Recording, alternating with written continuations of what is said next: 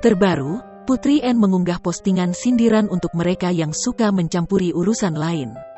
Dalam postingan Insta-story-nya, Putri N memberikan pesan agar tak tanggung-tanggung jika ingin ikut campur urusan rumah tangga orang lain.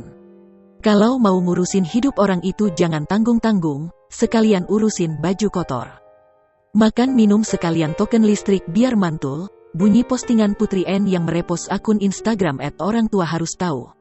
Sebelumnya, istri Arya Saloka ini mengungkapkan curhatan pilu yang selama ini ia pendam.